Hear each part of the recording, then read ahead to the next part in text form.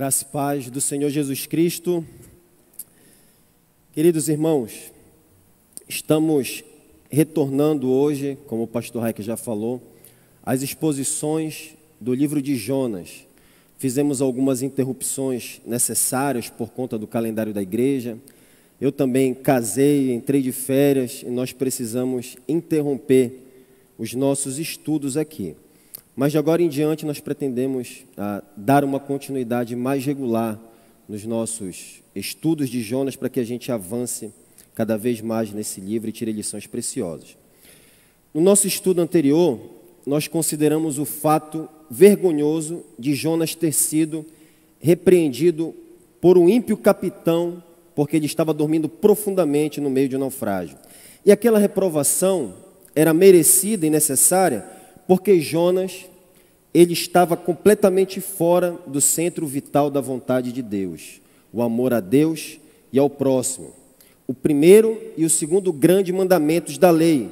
Jonas não amava a Deus, nós observamos isso, porque ele não obedeceu a ordem direta do Senhor para ir pregar arrependimento contra Nínive, uma nação pagã e cruel do mundo antigo. Jonas, por conta disso, tendo desobedecido ao Senhor, tentou fugir para bem longe da vontade de Deus, porque ele também não amava o próximo. Jonas não queria ter nada a ver com as pessoas que eram fora de Israel. Jonas odiava os ninivitas por questões políticas e também porque ele considerava os ninivitas inferiores ao povo de Israel, inferiores espiritualmente à nação de Israel. Todo israelita tinha esse senso de orgulho em si em relação às outras nações. Jonas estava naquela ocasião, no versículo 6 que nós examinamos, sendo reprovado por um incrédulo nas coisas que ele mesmo, como profeta, ensinava ao povo de Israel. Hoje nós continuaremos seguindo o fluxo da narrativa e ver qual a relevância dessa história para nós mesmos essa noite. Abram suas Bíblias, por favor, então, em Jonas, capítulo 1, versículos 6 e 7. Vou ler na versão Almeida, Revista Atualizada. Chegou-se a ele o mestre do navio e lhe disse: que se passa contigo? Agarrado no sono, levanta-te, invoca o teu Deus, talvez assim esse Deus se lembre de nós para que não pereçamos. E diziam uns aos outros: vinde e lancemos sorte para que saibamos por causa de quem nos sobreveio este mal. E lançaram sortes e a sorte caiu sobre Jonas. Pai Santo, nós vamos juntos como igreja diante do Senhor por meio do Teu Filho Jesus Cristo. Rogamos a Ti, ó Pai, que haja confissão na Tua casa, por meio da ação do Espírito Santo, na Tua palavra, ó Pai, que haja confissão e arrependimento na Tua casa hoje, para que Cristo seja mais amado, seja adorado e tenha lugar como Senhor no coração daqueles que estão desviados, ó Pai. Em nome de Jesus, amém. Nesse par de versículos aqui, irmãos, o que é importante, primeiramente, é o que está implícito. Nós consideramos na semana passada a fala do capitão, a repreensão do capitão a Jonas. Na semana passada, na exposição anterior, isso já faz quase um mês. Então nós consideramos ali a repreensão do capitão a Jonas. Mas o fato importante aqui, e eu coloquei esse versículo 6 por questão de contexto também, mas é o que está implícito. E o fato implícito e surpreendente aqui é o silêncio rebelde de Jonas, apesar das oportunidades, melhor dizendo, de confissão e arrependimento. Observem que depois da severa repreensão do capitão, Jonas não dá resposta alguma. Nós vimos a fala do capitão naquela exposição. Agora nós vamos considerar o silêncio de Jonas. Naquele instante, tendo sido vergonhosamente repreendido pelo capitão, por causa da indiferença de Jonas, com tudo que estava acontecendo ali no navio, estava tendo um naufrágio, por causa dessa indiferença dele, Jonas poderia ter se arrependido da sua desobediência ao Senhor. Ele estava naquela situação de endurecimento do pecado, porque ele havia sido desobediente à voz do Senhor que veio para ele lá no versículo 1, mandando ele pregar contra Nínive. E ali ele poderia ter clamado pela misericórdia de Deus para o bem de todos no navio e para o bem dele mesmo que estava em desobediência a Deus. Jonas poderia ter dito: ó Senhor, que loucura eu cometi a desobedecer a tua palavra, ó Deus. Eu sou um homem em fuga, eu reconheço que toda essa aflição, toda essa calamidade que está acontecendo aqui nesse navio é por causa do meu pecado. Agora eu rogo, Senhor, para que o Senhor tenha misericórdia de mim, que o Senhor perdoe os meus pecados e livre esses pobres marinheiros que não tem nada a ver com a minha culpa, não tem nada a ver com o que está acontecendo aqui. Mas infelizmente, meus irmãos, o que nós temos aqui é o silêncio orgulhoso de Jonas. Não é um silêncio de auto-humilhação, de autoexame, mas é um silêncio orgulhoso. E Jonas procede do mesmo modo na sequência, quando os marinheiros decidem lançar sortes para saber quem era o culpado daquela tempestade. É por isso que eu disse que ele não aproveitou as oportunidades, no plural. Ali, naquela segunda oportunidade, aqui nesse versículo 7, Jonas poderia ter se levantado e dito: parem, ninguém precisa lançar sortes aqui. Eu sou o principal dos pecadores aqui deste navio. Vocês não precisam fazer isso para descobrir quem é o pecador aqui nesse navio. Eu mesmo reconheço as minhas transgressões, o meu pecado sempre me persegue. Fiz o que o Senhor reprova e por isso é justa essa tempestade. Agora eu me abomino no pó e na cinza. Essa poderia ter sido a oração que Jonas teria levantado ali naquela ocasião. Se Jonas tivesse confessado o seu pecado, ao ter a consciência dele pressionada por aquela repreensão do marinheiro e pela investigação que os marinheiros estavam fazendo ali no navio, Deus teria perdoado Jonas imediatamente, porque Deus ele é rico em perdoar, é rico em misericórdia. Então toda aquela agonia que Jonas passou no ventre do grande peixe, ela não teria existido. Jonas não teria que ir a Nínive daquela forma dramática como ele foi, no ventre de um peixe, se ele tivesse pedido perdão a Deus ali mesmo. A atitude de Jonas, meus irmãos, ela é semelhante à de Adão no Éden. Quando Adão pecou, vocês lembram? Deus deu a ele uma oportunidade de confessar o seu pecado. Em Gênesis 3, nos é dito ali que Deus, na misericórdia, na profunda misericórdia dele, ele fez algumas perguntas para pressionar a consciência de Adão e oportunizar a confissão de pecado.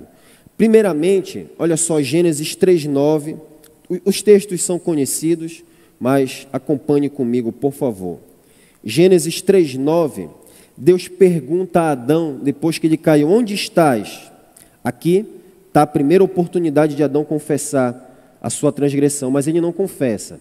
Adão apenas responde que ele se escondeu com medo do Senhor, porque ele estava nu, mas não confessa o que ocorreu para que ele estivesse naquela condição. E aí no versículo 11, mais adiante, Deus pressiona a consciência de Adão com mais duas perguntas, a fim de levá-lo à confissão. Olha só o que o Senhor diz: quem te fez saber que estavas nu? Comeste da árvore que te ordenei que não comesses?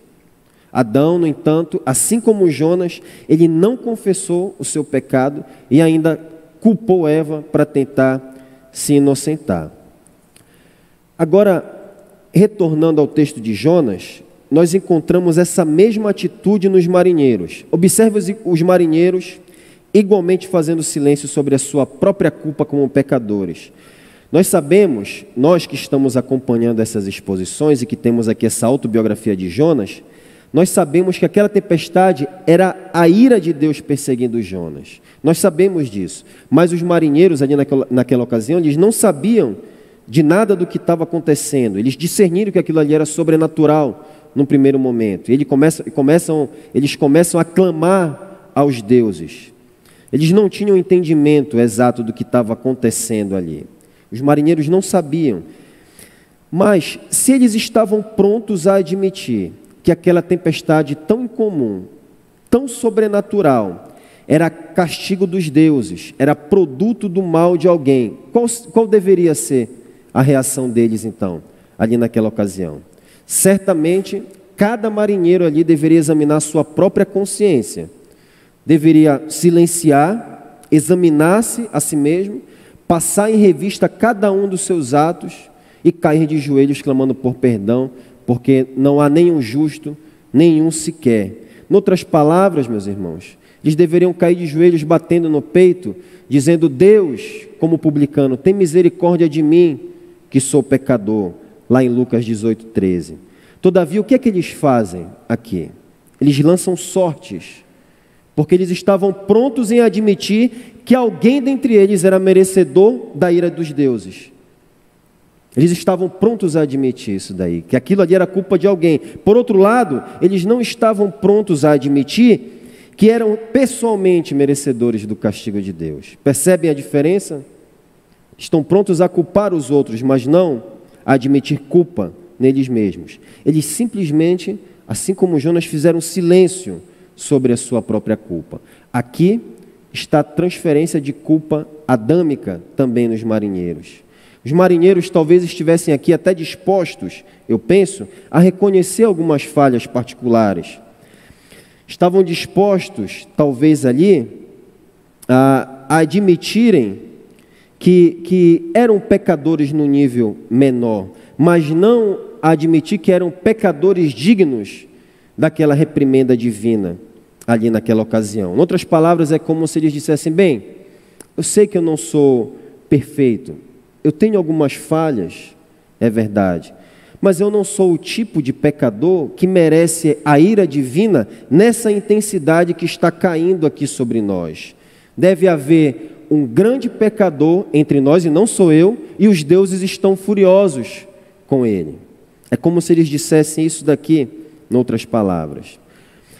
Então, meus irmãos, ao examinar o silêncio de Jonas e dos marinheiros quanto aos seus próprios pecados, nós temos aqui uma clara evidência de que os homens, por natureza, eles não estão dispostos a admitir diante de Deus que eles são pecadores. Após a queda, nós encontramos em todas as pessoas essa negação da culpa. Essa inclinação maligna está em Jonas e também está nos marinheiros. Está nos crentes e está nos descrentes. Está em todos nós, está em mim, está em você também. Nós podemos acentuar o horror dessa condição que eu estou mencionando aqui, ao considerar que a imagem de Jonas e dos marinheiros também nos ensina que a negação da culpa pode descer a níveis tão profundos, meus irmãos, que alguns homens, nem mesmo estando sob a real expectativa do juízo divino, confessarão que são pecadores dignos da ira de Deus. Um homem nessa condição, como eu já disse, ele pode até admitir falhas menores, cuja confissão não traz grande humilhação.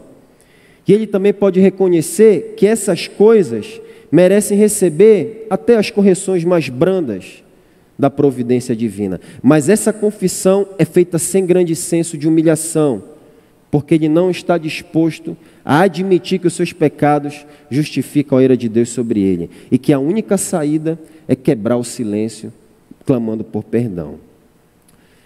Deixe-me expressar isso daqui de outra forma. Olhem para aquele crente desviado, fugindo da presença do Senhor. Olhem também para os descrentes. Vejam eles ali, ambos persistindo em silenciar, em ocultar o pecado. Eles sabem que eles estão longe do caminho do Senhor, mas eles acham que eles estão seguindo por águas tranquilas. Eles acham que eles estão no mar das bênçãos do Senhor. Até que de repente vêm as tempestades da vida. O barco começa a chacoalhar e as coisas começam a não ir muito bem. Então eles tentam pôr as coisas em ordem à sua própria maneira. Começam a buscar a religião, começam a lançar a carga do navio, começam a se livrar de algumas coisas da sua vida. No entanto, meus irmãos, eles se recusam a confessar que nas tempestades da vida, nas circunstâncias da vida, às vezes nas tribulações que eles estão passando, está a mão da providência divina os perseguindo. Eles não conseguem suportar essa ideia da ira de Deus, castigo eterno, inferno, lago de fogo, anjos caídos, banimento da presença do Senhor. Eles não acreditam que Deus realmente poderia dar a eles um tratamento tão terrível e por toda a eternidade. Esses homens, apesar de ofenderem a santidade de Deus, não creem que essa medida se aplica a eles. E por isso eles permanecem ocultando os seus pecados. A grande tragédia disso daqui é que permanecer em silêncio, encobrindo seus pecados, negando a admitir que Deus está contra eles, que Deus não está a favor deles, os conduzirá justamente àquilo que eles estão negando, a condenação eterna. Eu dou ênfase a isso daqui, porque no que diz respeito à salvação, há pessoas que fiam-se no fato de que em algum momento elas fizeram uma confissão a respeito de Cristo. Fiam-se no fato de terem vindo atendendo a um apelo à frente da plataforma. Ou simplesmente fiam-se no fato de serem membros de uma igreja, ou terem uma teologia correta, ou ainda porque elas estão engajadas na obra do Senhor. No entanto, se essas pessoas permanecem camuflando os seus pecados e negando o juízo de Deus, eu não tenho mais nada a dizer, senão que todas as suas experiências foram meramente intelectuais e ativistas, e por isso elas estão indo para o inferno. O que quer que você pense, meu irmão, meu amigo, dessa declaração e de qual o seu conceito sobre o pregador, não muda o fato que, se você continuar encobrindo os seus pecados, você está indo para o lago de fogo preparado para o diabo e seus anjos. Enquanto o pecador estiver ocultando o pecado na sua vida, enquanto ele estiver negando confessá-lo a Deus, nunca poderá dizer que é um cristão verdadeiro. Porque o cristão genuíno é aquele que glorifica o Senhor. É aquela pessoa que dá glória a Deus por meio das suas atitudes. E como isso é importante, meus irmãos. Talvez você não saiba, mas uma das maneiras de glorificar ao Senhor é confessando os seus pecados. Existe uma relação direta entre essas duas coisas, entre confessar os seus pecados e dar glória a Deus. Podemos encontrar uma perfeita ilustração desse princípio na história de Acã, no livro de Josué. Acã desobedeceu uma ordem direta de Deus de não ficar com os despojos de Jericó, da pilhagem que foi montada com os despojos de Jericó, após a queda da cidade. Acã roubou os tesouros ali naquela ocasião. E ele pensou que ninguém ia descobrir o pecado dele, mas ele foi descoberto. Então, Josué o confrontou. Josué 7:19. A propósito, o pecado de Acã foi descoberto por meio do lançamento de sortes, assim como foi descoberto o pecado de Jonas. Josué 7:19 diz assim: Filho meu, dá glória ao Senhor. Olha aqui, Deus de Israel, e a Ele rende louvores, e declara-me, confessa-me agora o que fizeste, não me ocultes. Como esse princípio aqui é vital para a nossa espiritualidade, para o nosso relacionamento correto com Deus. Nós glorificamos a Deus quando nós confessamos os nossos pecados a Ele. Em outras palavras, é como se nós estivéssemos dizendo: Senhor, eu concordo que eu errei, eu concordo que eu pequei, eu concordo que eu falhei, eu concordo com a tua opinião a respeito do meu pecado, por isso justa é a tua sentença e tens razão em condenar-me. Eu não reclamo disso que está acontecendo, eu realmente estou errado, tem misericórdia de mim. Acã pediu misericórdia e recebeu o perdão de Deus. Mas quando nós negamos a nossa culpa, seja silenciando o nosso pecado ou justificando ele diante de Deus, nós estamos, na verdade, culpando ao Senhor. Nós estamos dizendo que nós somos incapazes e que Ele nos deixou em dificuldades, nos deixou em apuros, sem cuidado. Nós estamos sugerindo que Deus foi injusto conosco. Tenho que retroceder novamente a Adão para nós entendermos isso. Quando Deus o repreendeu, o que foi que ele disse? O que foi que Adão disse lá em Gênesis 3:12?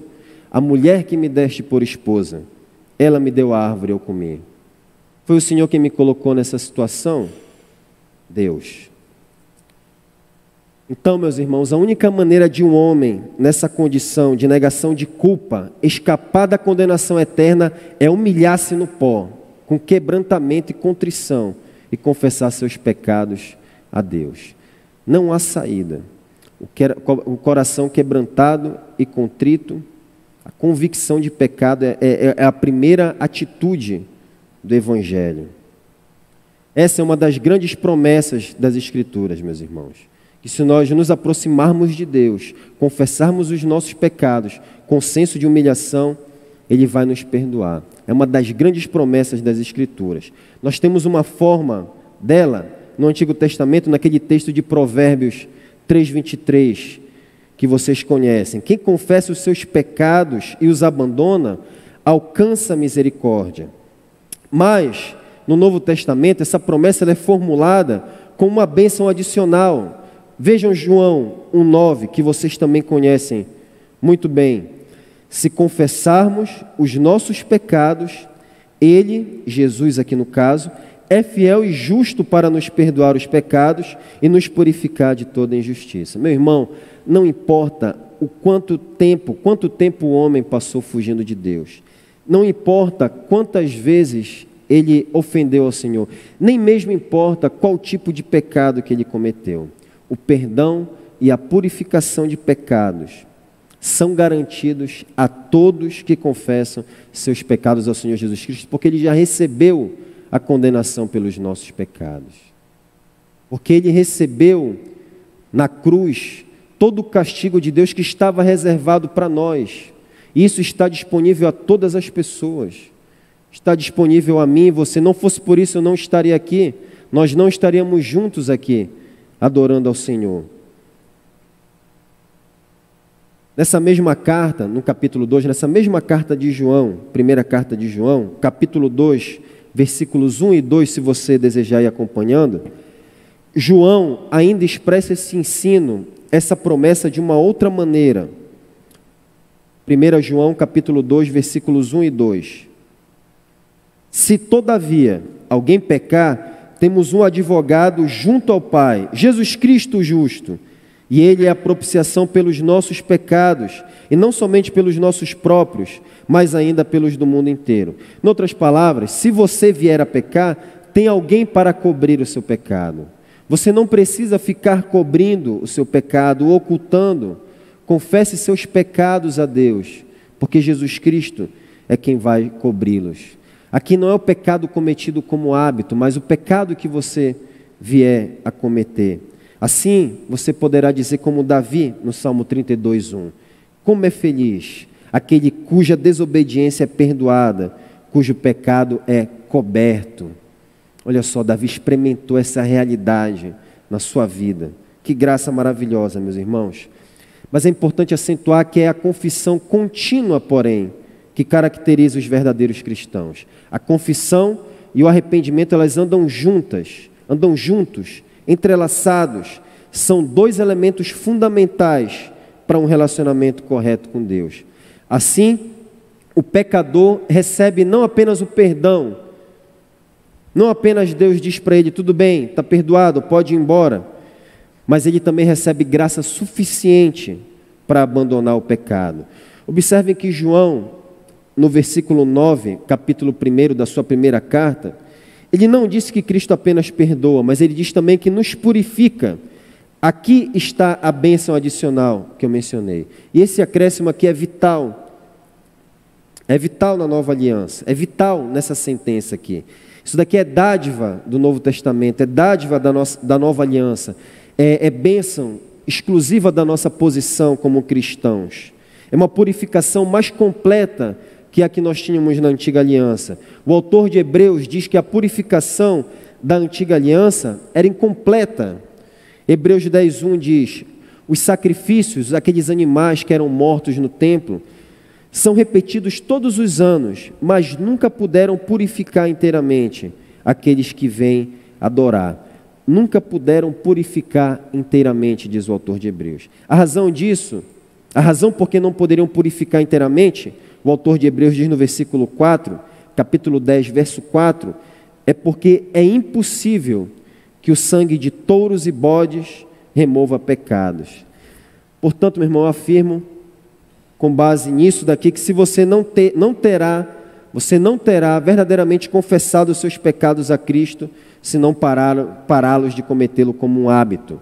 Porque a promessa do Novo Testamento é de purificação completa. E a confissão e o arrependimento, elas andam juntas. A confissão e o abandono de pecado estão entrelaçados. Você nunca poderá dizer que é um cristão, isto é, alguém purificado pelo sangue de Cristo, se a sua confissão não for acompanhada de abandono de pecado, pelo abandono do pecado. Se não há essa luta, se não há essa disposição, se não há essa contínua confissão, visto que o cristão é caracterizado pela contínua confissão de pecados. Um homem que ilustra perfeitamente isso daqui, esse ponto que nós estamos examinando, é o bispo Agostinho de Hipona, um dos mais destacados teólogos da história da igreja, cujo pensamento influenciou a grande reforma protestante, da qual nós somos frutos, e também toda a tradição ocidental. O que eu quero dizer, no entanto, meus irmãos, ao considerar aqui a vida de Agostinho, que nós não podemos nos aproximar dele e defini-lo apenas em termos intelectuais, em termos da sua intelectualidade.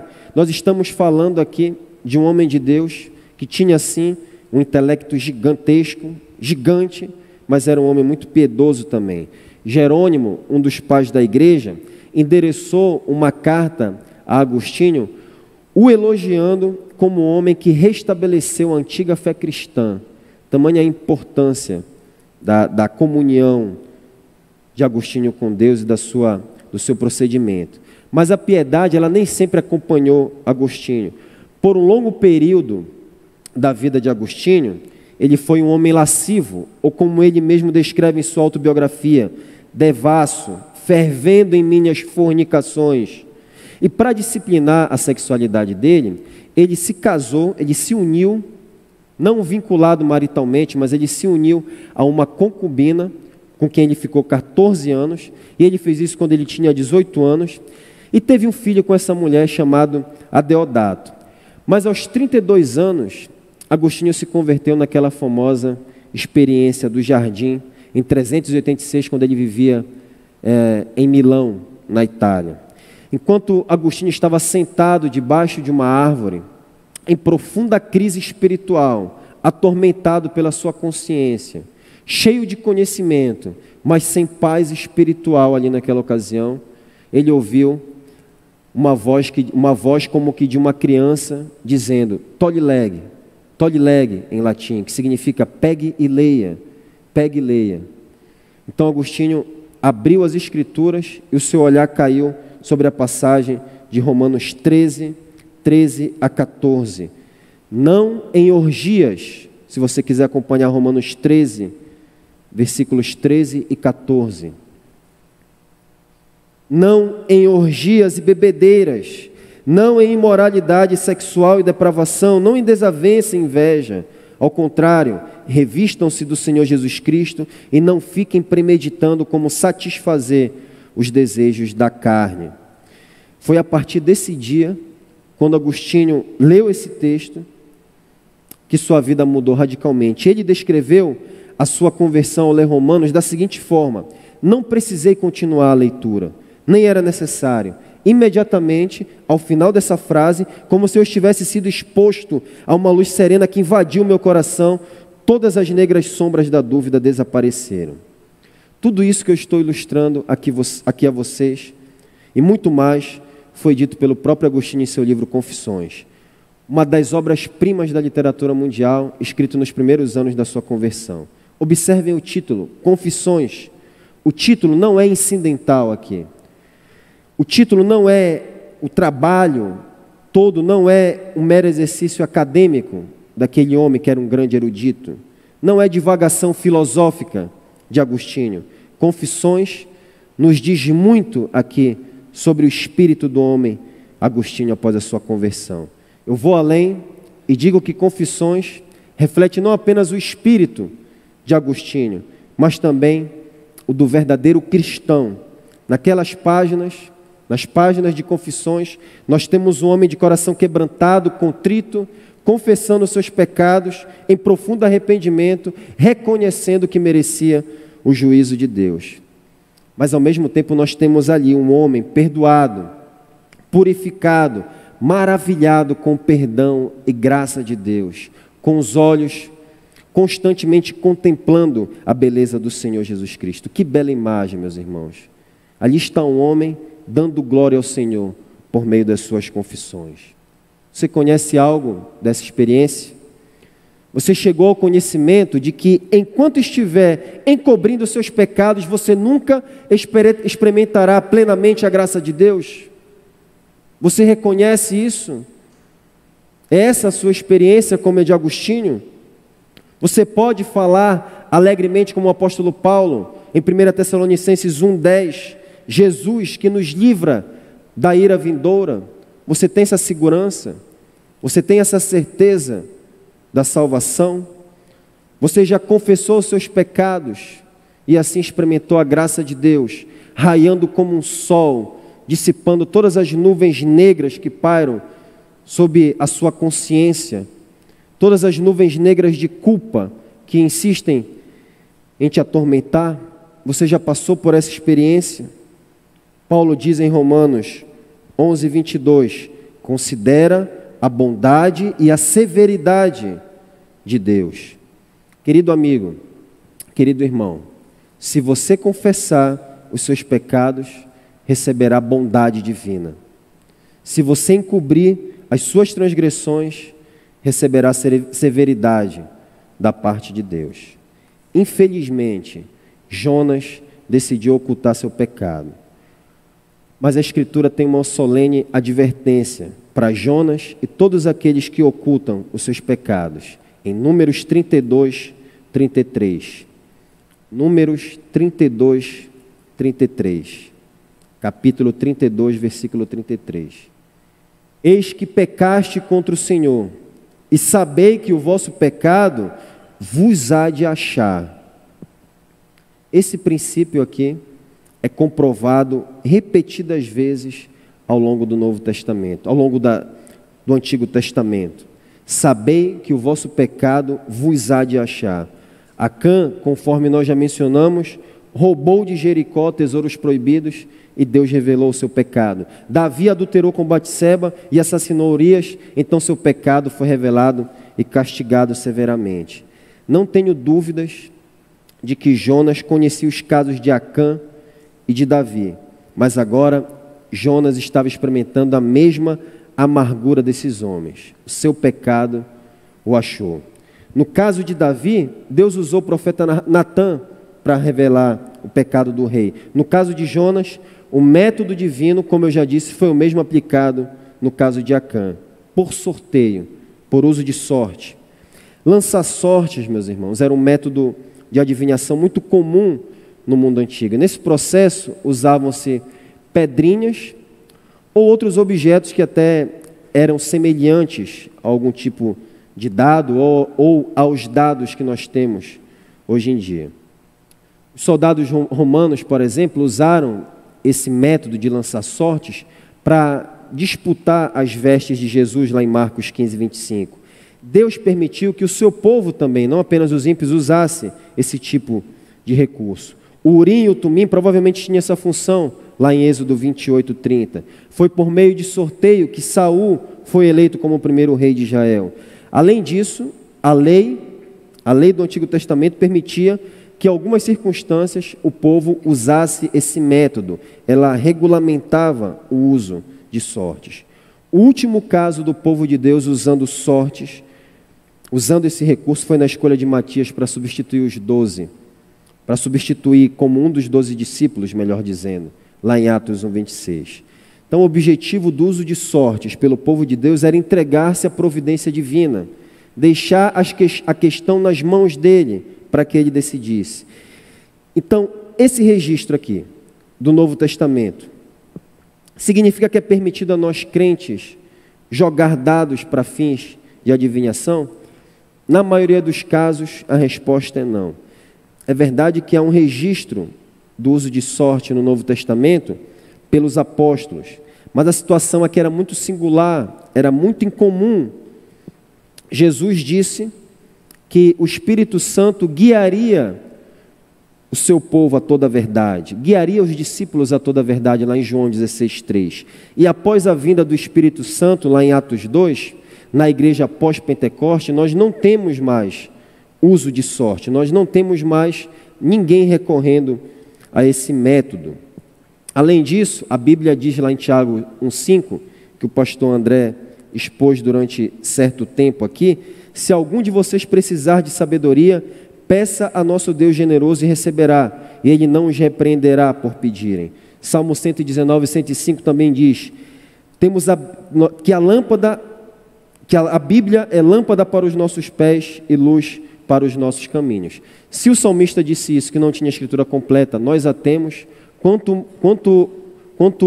mais nós temos iluminação, muito mais nós temos iluminação que os crentes do Antigo Testamento. Então, em quais casos seria adequado o uso de sorte? Por exemplo, eu creio que o uso apropriado é para evitar parcialidades, favoritismo. Em jogos de futebol, por exemplo, os árbitros lançam moeda para determinar quem iniciará o jogo. Mas, na maioria dos casos, lança-sortes é pecaminoso. Os ímpios gostam de apostar na sorte para obter riquezas e lucros fáceis. Observe a quantidade de pessoas que jogam na Mega Sena, a maior modalidade lotérica do país. O que essas pessoas estão buscando? O que essas pessoas querem, na verdade, é vida fácil, ociosa. Elas não querem confiar que Deus vai suprir cada uma de suas necessidades pelo meio que Ele estabeleceu. E qual foi? Trabalho. Aquele que não trabalhar, não coma, diz a Escritura. Então, essas pessoas preferem confiar ao acaso a providência das suas necessidades, e assim elas zombam da soberania de Deus. No entanto, Provérbios 16 declara: a sorte é lançada no regaço, mas do Senhor procede toda decisão.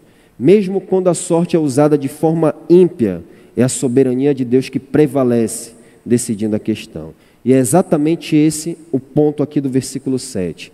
Deus queria expor Jonas, e Ele mesmo, em sua soberania, estava governando toda a situação ali nesse capítulo 1. Tudo aquilo que estava acontecendo estava sob o governo de Deus. Era Deus quem estava ali mandando aquela tempestade. Esse é um dos grandes temas do livro de Jonas.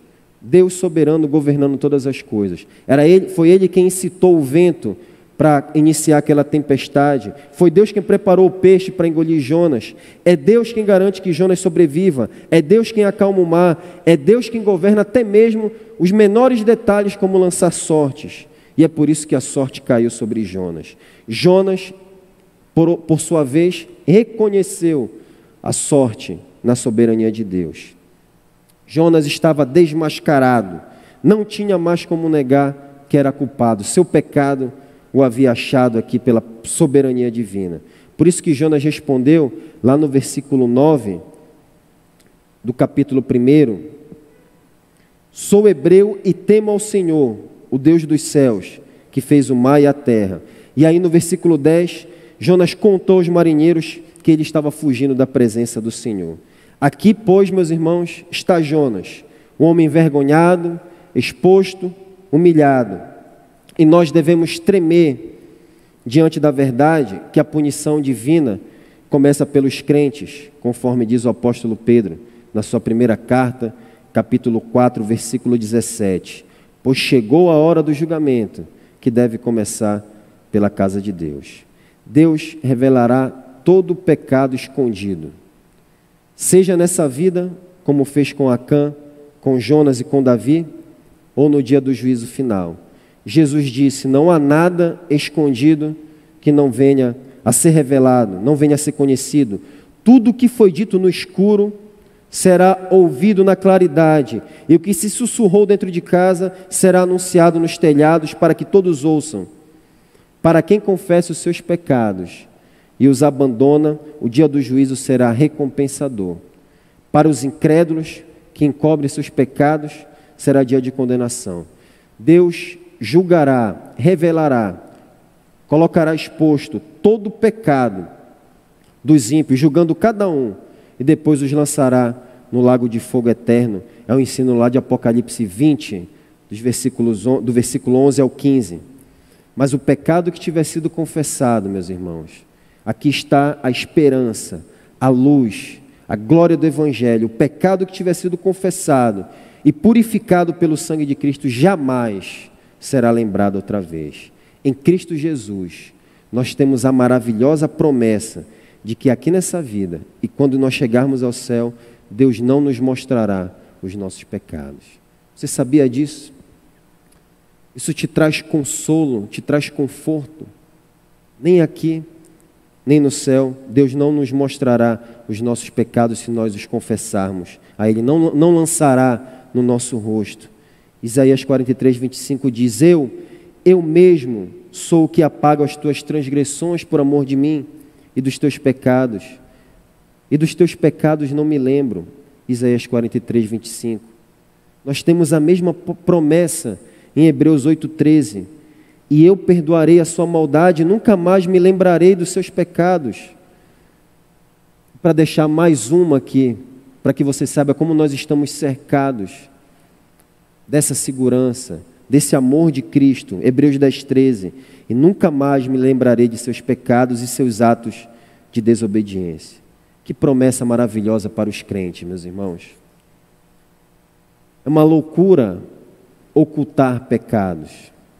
É uma grande loucura silenciar sobre a sua própria culpa e negar o juízo de Deus contra o pecado. Aqueles que procedem assim perecerão no inferno, como eu disse. Mas aqueles que confessam os seus pecados e o abandonam encontram misericórdia da parte do Senhor. Você já encontrou essa misericórdia da parte de Deus? Você já entregou a sua vida a Cristo? Você está caminhando em algum pecado oculto, algo que você esteja escondendo de Deus? Meu irmão, se você tem procedido dessa maneira, reconsidere essa questão. Oro para que essa palavra caia no seu coração e te traga de volta aos caminhos do Senhor. Amém.